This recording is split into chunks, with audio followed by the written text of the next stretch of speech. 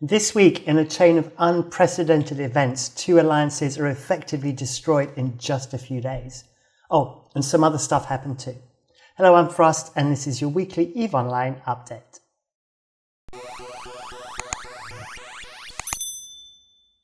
Welcome back. So this week I'll be primarily talking about the declaration of war by Fraternity against the Army of Mango and all of the events that unfolded as a consequence of that. I do have some other news as well, and I will be coming on to that. So before we get started, as always, we do the usual thing of announcing the winners of the Scope Syndication skin, which this month is currently the Venture. I also found out from all of your comments that the Venture is used in gas mining and in wormholes and both. And so I've been a little bit educated in that. As you know, I'm not great on my PvE side of things. So thank you for that extra info. Now, unfortunately, my 2 winners have not come through this week. I did reply in the comments that they have won. So Jonathan Wilson and, I don't know how to pronounce this, HT Wasafur, you both need to get in touch with me, please, through my Discord. There is a link in the description as well as in the comment. Get in touch with me and I can hand you your skins. The good news, though, is that all the way back from the 21st of December show, Ezra Salaz came through and has won a skin. So don't worry if you're a few weeks late, I do actually reserve your skins and they are there waiting for you.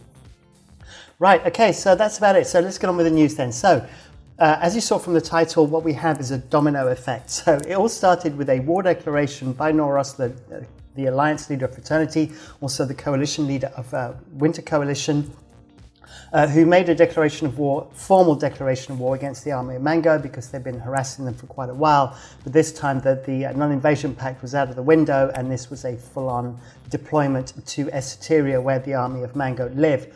So we had this war declaration and a bunch of bombers jumping through a drifter wormhole, and that was enough to start an unprecedented chain of events. Now, on my Twitch show on Friday, I did cover this for about 40 minutes. I discussed all of the various details that happened right up until 2000 UTC on Friday.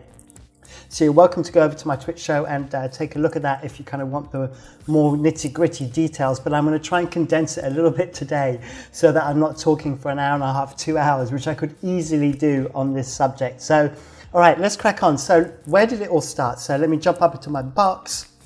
And as always, we have .lan in front of us. Thank you, Walari, for .lan.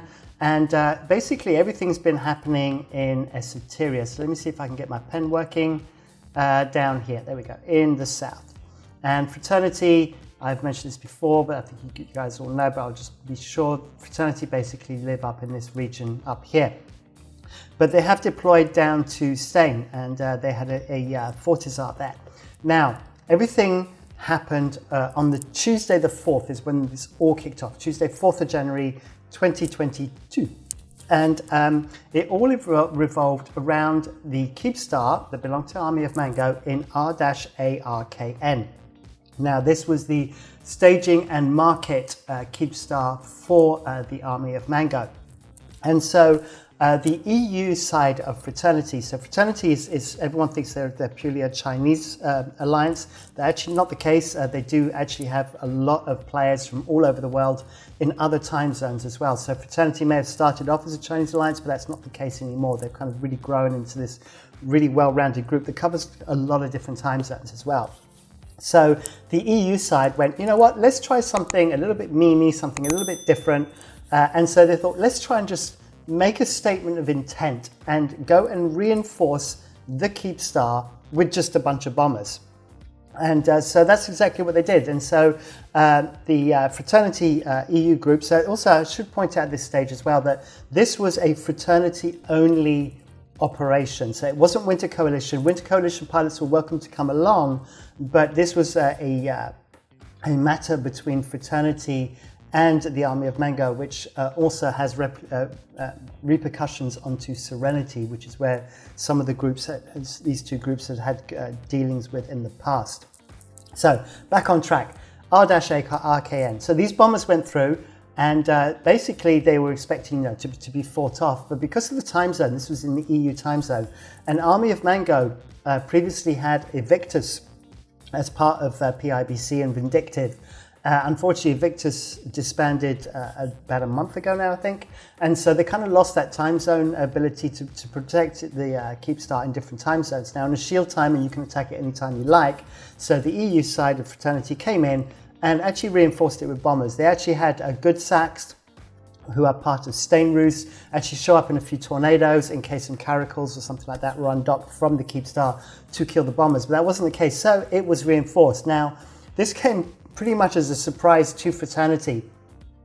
And so therefore they were kind of caught on the hop, but they decided, you know what, we're going to do something with this, even though it's really short notice and we haven't actually properly deployed yet and we haven't got everything down there. So what happened is that Fraternity rushed to get 500 Munins into R-RKN. They basically put down a bunch of posses and then threw these Munins in the posses, so they're all ready for the armor timer that came out in the Chinese time zone, because now the time zone is chosen by the defender, in this case Army of Mango, on Thursday the 6th. Now, I actually did stream this live, and this is a little bit of footage. It just allows me to kind of show you the situation. And so what we saw with this was Fraternity had these like 500 Munins that spread across, I think, about 3 fleets. And normally you don't attack Keepstars with just subcaps. You take supers preferably and titans and at least carriers so that you can and the general approach is to put a aggression Fortizar on grid that you can tether on. You then bring in your capitals and your supers, and then you launch fighters and you basically attack the Keepstar that way. But they decided, as they'd already done it with the bombers and they didn't have time to kind of deploy all their capital fleet down here, they went at it with Munins. Now the Munins, let me just get my pen up and see if I can get my pen working. There we go. So the Munins are in red, so Fraternity's in red up here. Now, the response from Army of Mango was to deploy primarily carriers and super carriers, which I've just highlighted in blue there. And then they sent up a bunch of fighters to kill the Munins. There were also some Army of Mango Titans there as well that came out to support. On top of that, what we also saw was Drakari's and Ranger Regiment, who are 2 alliances that are part of the Imperium, came to support the Army of Mango against Fraternity. So that sets kind of a bit of a precedent here for a little bit further on in the story. So that's something that's important to note. Now, the end result of this is that Fraternity did struggle to maintain the damage cap to stop the timer. And they had to be able to do this for long enough to then potentially get the support of EU. So unfortunately, that was not the case, that through a sheer war of attrition, eventually there were insufficient number of Munins to be able to maintain that kind of damage cap, and the structure did eventually repair before the EU time zone came in. Now, the EU time zone in Fraternity is not as big as the Chinese time zone, but it's quite likely that a lot of the Chinese players would have stayed on for this, and so therefore they would have been able to maintain their numbers. But that wasn't the case, and the Keepstar was actually saved. But what this did, apparently, was clearly rattle the Army of Mango. That they would potentially saw that even with just subcaps, Fraternity were almost capable of reinforcing the armor timer and putting this Keepstar into hull. And so as a consequence of this, some actions happened. So the first thing that happened is that we saw on Dotland, we're in Esoteria now, was we started seeing iHubs getting transferred. So Red Alliance, or Red Menace Coalition, should I say, started taking a number of iHubs over the next few days. So we got Red Alliance here, we have Spaceship Family over here, which are part of Red Menace Coalition, we have Saurian Advance down here that have taken some as well, and Reloaded as well, which is the old or previously Invictus members that decided to stay together and form a new alliance. Now you can see right in the middle here in yellow we've got the Initiatve with D-P, NP9, and we'll come back to that a little bit later on because that's a whole story in itself. And then over on the left-hand side here, you can see the Stain Roost, who primarily live in Stain, who are mostly Russian-speaking and Russian time zone alliances, came in and took over these 2 constellations on the left-hand side, which are really handy for them. And we're now seeing them kind of trying to progress in this direction. Now, on top of that, we also saw some keep stars being transferred. So, as I recall, there were three keep stars that belonged to Army of Mango. There was one in GTX 8-M, there was one in A1-AUH, and then obviously there was the one in R-ARKN, which we just mentioned a minute ago. Now, both of the ones that I'm highlighting in blue, so that's GTX 8-M and A1-AUH, got handed over to Red Alliance. So they got moved. Now, this is where things start getting really, really interesting. And I have to say that this also is, and I need to make this very clear, that the only resource that I have to comment on this at this point on is documents that were published by the Imperium. Now, I have no reason to doubt the veracity of these documents, but I've been unable to reach out to AOM, first of all, because A, they're super busy and they don't really want to talk right now, and B, there are also some technical issues, that fact of firewalling by China and various platforms that can and can't access through China. So I have put out feelers, but I'm unable to do so. So I've only got one source of information here. So I just want you to bear that in mind when I am talking, just for the sake of transparency. So what we know is on Friday the 7th, it appears that Army of Mango, or the Army of Mango, appeared to make a deal with Ranger Regiment, who are part of the Imperium, to move AOM corporations, this Army of Mango, into Ranger Regiment. And also, and part of this deal will be to hand over the Keep Star that's in R-ARKN over to Gunsworm Federation. And this arrangement appears to have been made without the knowledge of Imperium coalition leadership. And so this is where things started getting really, really crazy, because on Saturday the 8th, some documents came out to my attention that it appears that there was ongoing collusion between Ranger Regiment and the Army of Mango leadership.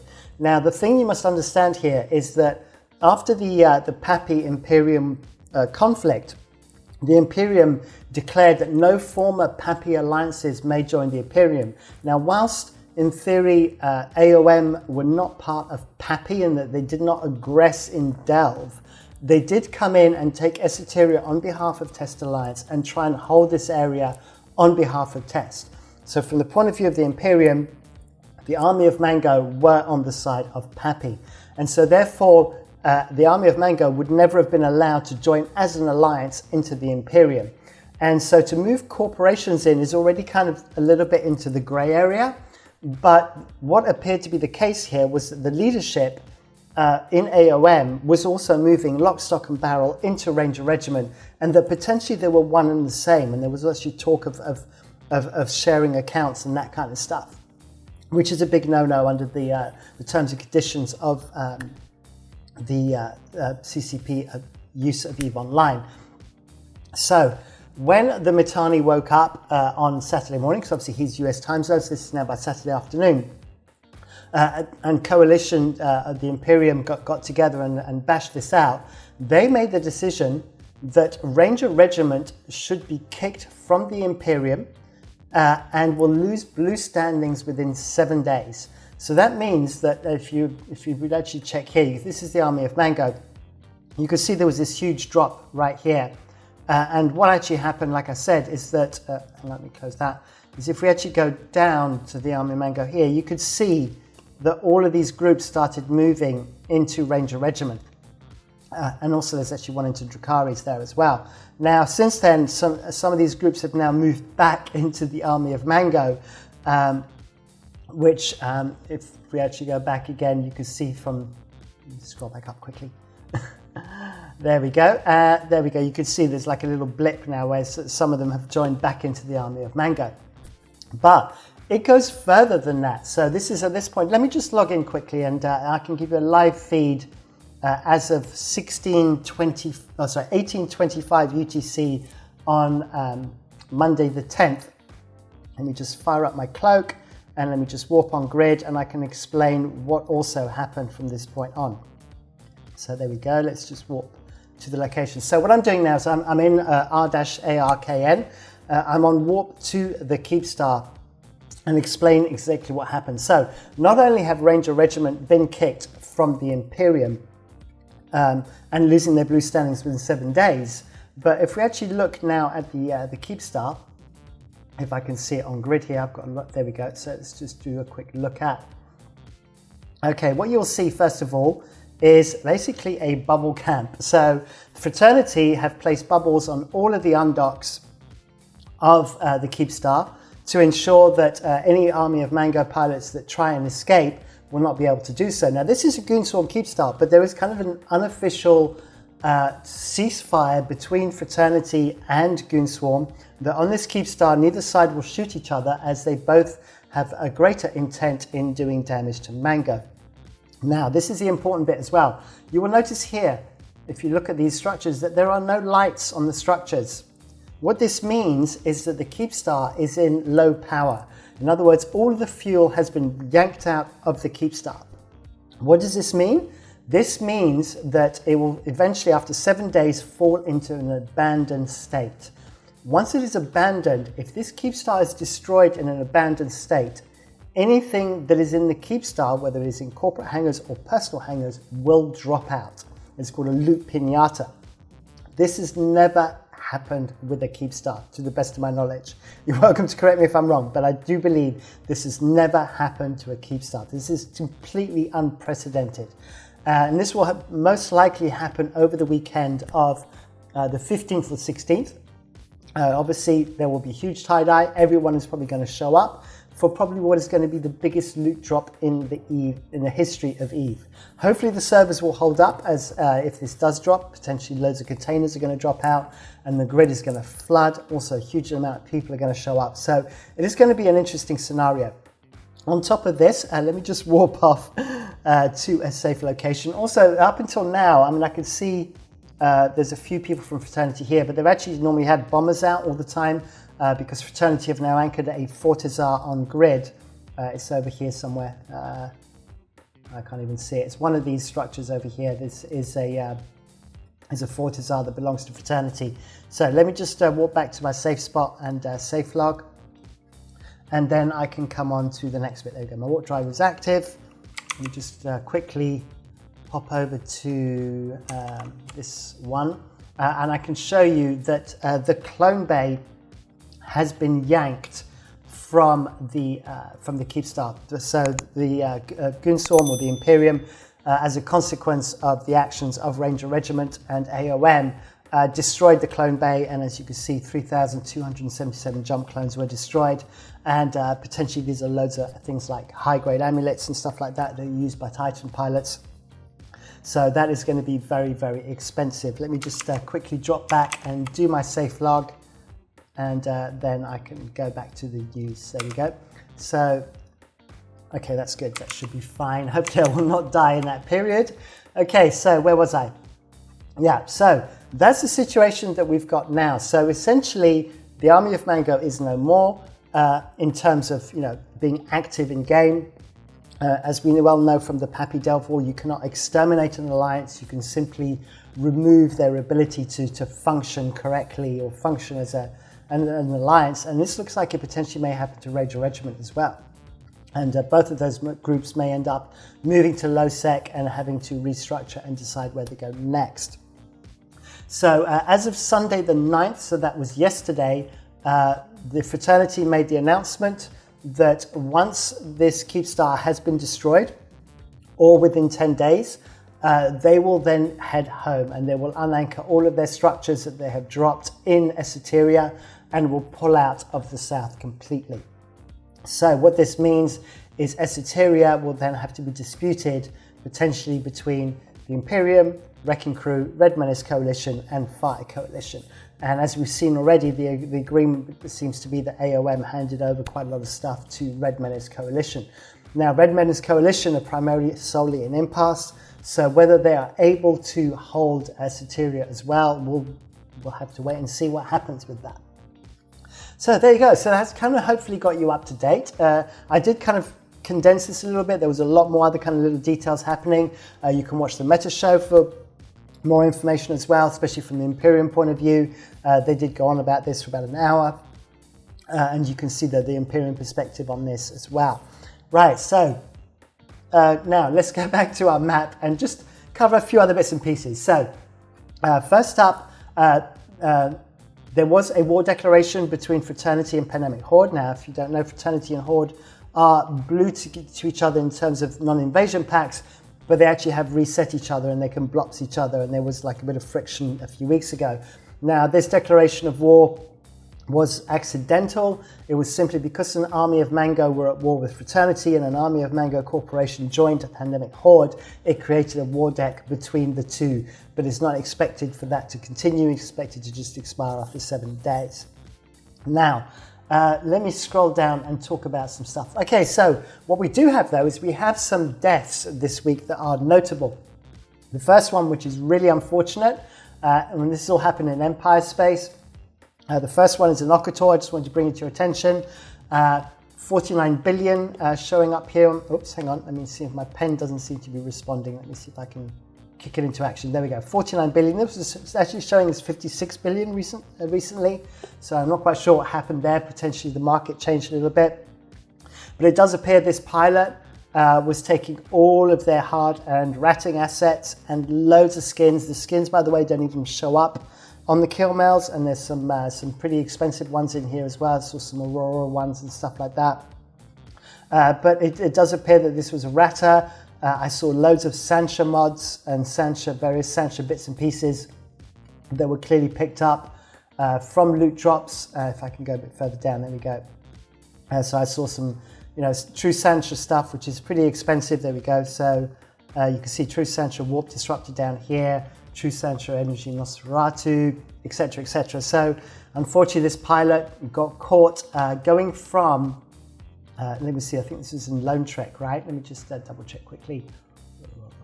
Oops, I got to scroll back up again. I think it was in Onunen in Lone Trek. Let me see, yeah, there we go. So it's in Lone Trek. So it appears it was caught by Blops from You Are Dunked and Friends.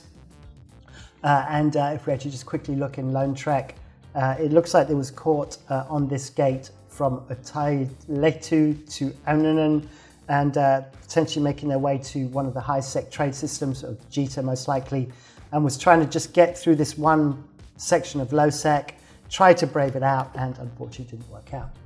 All right, but what we have is 2 Titan kills, and there is some piece of news with a second Titan kill, which is definitely worth mentioning. So I don't know how these Titans died. I tried to reach out to Snuffed Out, but I only kind of saw this quite late because I was tied up with all the Army of Mango stuff. It doesn't seem to be any kind of travel fit on it. It died near a planet, so I assume it was trying to sort of safe cloak, but it's strange that it didn't have a travel fit on it. I don't see any inertial stabs and stuff like that on the bottom low slots. But there you go. This Titan died. Now the second Titan that died, this is what's quite strange. It belonged to the Bastion. Now the Bastion is part of the Imperium. They're all the way down south. It died in Lone Trek, which is very far up north. And it died quite far off a Stargate, so I don't know quite what it was. Once again, I don't see a travel fit on this, so I don't know what happened. Hopefully maybe by next week I'll get a little bit more news for you, or maybe on the Twitch show on Friday I'll be able to give you a little bit more about it. But that isn't actually the biggest news, that Snuffed Out dropped on a Titan and caught a Titan. That happens quite regularly. The big news here is that in this group, somewhere down here, if I can find them, I know they're in here somewhere. There we go. There are some Capital Fusion pilots.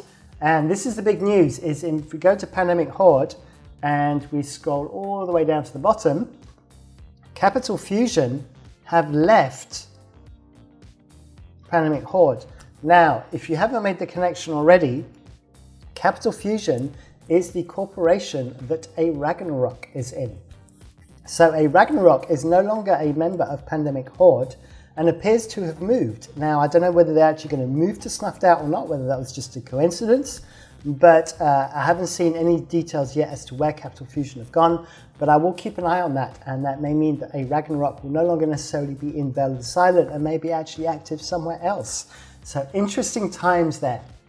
Also interesting to see a very strong PvP group actually leave Pandemic Horde, when a lot of the PvP groups from Test, Alliance Please Ignore, have actually been moving into Pandemic Horde. All right, okay, I think there's some breaking news there, or some big news there. So let's do the giveaway. So as always, the giveaway works by you putting a comment in the YouTube comments down below. It is for the venture. So if you're mining gas or in wormholes or both, or using it for a cyno, you can now look really cool with your scope syndication skin if you win. Now, the way to win is you have to basically put a comment in the YouTube comments down below with a keyword of my choosing before Friday, the 14th of January, 2022 at 1800 UTC. And the keyword this week, I think, should be unexpected. We have had some unexpected events, so any sentence that you make up with the word unexpected will put you in the prize draw for the skin. I then generally announce the skin winners on the Saturday, on Friday, Saturday the 15th. So do check your YouTube comments to see if you had a reply from me to see if you have won the skin, and good luck. All right, so we've covered all of the stuff to do with Army of Mango and Fraternity. We've covered all the stuff that's happening in Empire space. What we're going to now do is we're going to talk about other stuff that's happening in the South, and there's kind of a development that is growing and growing. So first up, let's talk about, in fact, let's go straight back to Esoteria. So if you remember earlier on, I kind of just glossed over the fact the Initiative had an iHub in D-P NP9. So the thing to be aware of with D-P NP9 is it has a lot of projection. In fact, I have a jump map that I think I prepared in advance. Let's have a look. There we go. This is how far carriers can jump in D-P and from D-P NP9. So they can cover pretty much the whole of Esoteria. They can get right onto the gate into Fetherbolis as well, right onto the gate into Paragon Soul. And so they have a lot of projection. Now, the Initiative have actually deployed 1,000 or more pilots, if not more. And they've also deployed capitals. So this isn't just a small deployment. It looks like they deployed dreads and carriers at the very least to Esoteria. And the reason why I'm able to say this quite openly is because it's obviously showing up on battle reports already. So the first battle report that we're going to come on to is if we go over to Tenerife. So in Tenerife, we originally had this constellation here. These 4 systems in this constellation actually belong to one crew. One crew were a small alliance. You can see here 70 members that is part of Red Menace Coalition. And it appears they've given up on Tenerife. And the consequence of that was the Dracaris of the Imperium moved in. And Dracaris have actually dropped some Astra houses in here. They've either dropped them or they took them over from one crew. It's not actually clear. But FI.RE Coalition, whilst they were quite happy for one crew, or were coping with one crew being there, they were not coping with Dracaris being part of the Imperium, having Astra houses in Tenerife. And so they started some fights kicking off. And as a consequence of this, Dracaris showed up to protect their structure, and also the Initiative showed up. And this one was purely subcaps, but a fight broke out. And so this is kind of what we expect to see the first of many. So, the losses weren't extreme, but it's more the case of the fact that we're now seeing the Imperium and FI.RE Coalition clash in what the FI.RE Coalition consider to be their territory, and over Astra houses and potentially iHubs as well. So then some more fights broke out, but this time the fights have been breaking out over in Fetherbolis. So Fetherbolis is a key point because FI.RE Coalition as a whole have kind of been very much setting themselves up in Fetherbolis, and it is the route to Esoteria through this gate right here. And if we actually look into Esoteria right now, you can see the XIX have actually been trying to take some iHubs in here. They actually took that one as well, but it's literally just been taken back probably in that last hour or so since I last checked. The XIX are trying to project into Esoteria so that it gives them the ability to project this way. And then from the point of view of the Initiative, they are trying to do it in TR07 and project into Fetherbolis. So a couple of fights kicked off. First of all, there was a Fortizar that was destroyed that belonged to Vindictive. So Vindictive were kind of the old owners of that particular area. And the thing to notice here is more who showed up. So we had Pandemic Horde show up, we had Test Alliance Please Ignore show up, and we had FI.RE Coalition all show up to kill this Fortizar. So we can see these three groups working together, especially if the Initiative and potentially other members of the Imperium start pushing against FI Coalition.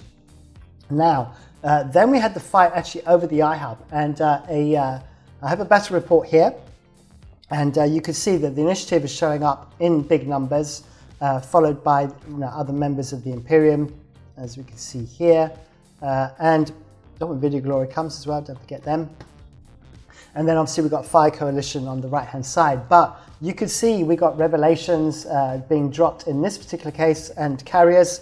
So carriers and dreads from the Initiative, and then we saw a cap escalation from FI Coalition. So it looks like FI are going to be willing to go head to head on caps against the Initiative. So it should be interesting fights kind of brewing up here. Then there was Initiative are anchoring an Astra House, and there's another battle report here. Once again, they're not the biggest of losses. We're seeing 50 billion or so, but the main thing here is I think there was over 130 carriers from the Initiative. So, some big numbers there coming up.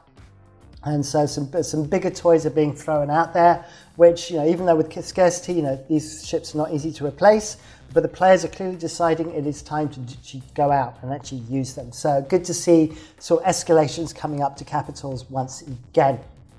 All right, then the last piece of news that I have really is Cloud Ring. I just wanted to mention Cloud Ring all the way up here.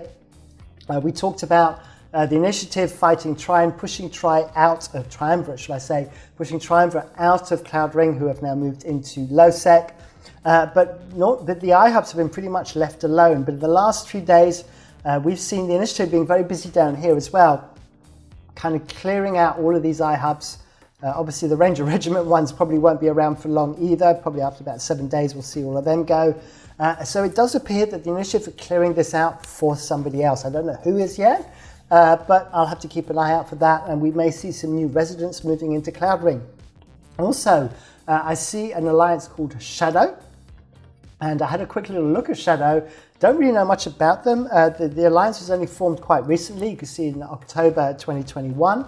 And the only thing that I see is by just looking at Surreptitious Technologies, that they were, funny enough, they've moved around a little bit in just a little bit of time. They were in the Bastion, then they were already replaced, then they went over to kind of Greater Trash Community, and then created their own alliance. So don't know anything about this. So if you're leadership in Shadow Ultimatum, then please get in touch with me through my Discord and just kind of bring me up to date. I'll be really interested to know kind of where you guys came from and what your plans are, all that kind of stuff. So my Discord is in the link below, in the description below. So there we go. I'm kind of losing my voice now, but I'm kind of on the closing stages. So we're going to wrap this up.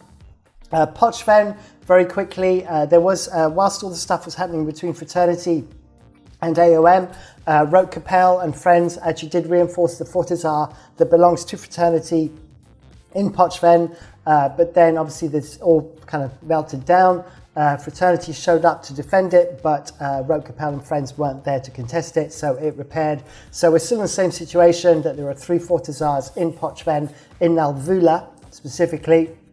1 belongs to Fraternity, 2 to Rote, as it looks like one of the Trivarian groups sold one of their Fortizars to Roke Capel, and they're all still alive. So we shall see what happens with that. Potentially, once Fraternity get back from their deployment officially, they may actually go ahead and focus on Pochven again. In terms of ratting kills, been really quiet. Just 9 raw calls and 5 ratting supers in the last week. People have been a bit busy with all the drama that's going on. Possibly, hopefully, we'll see some of those whaling kills start to pick up again. And then, if all the information that you have now seen has left you all flustered like me, and you just want to just calm down a little bit and just get into some good bit of lore and stuff, I highly recommend you watch From Katya Say, New Eden Travelers in the Beginning. It is a beautifully produced bit of a video about the beginning of the lore in EVE Online. Really nicely done, really nicely narrated. So link for this will be in the description below, and do go and check it out.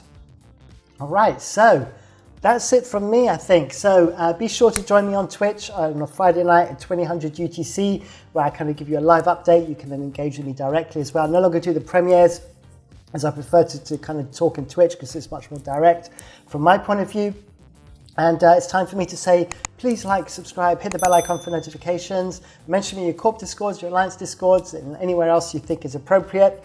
And I will see you on the next one. Thank you for watching. Bye.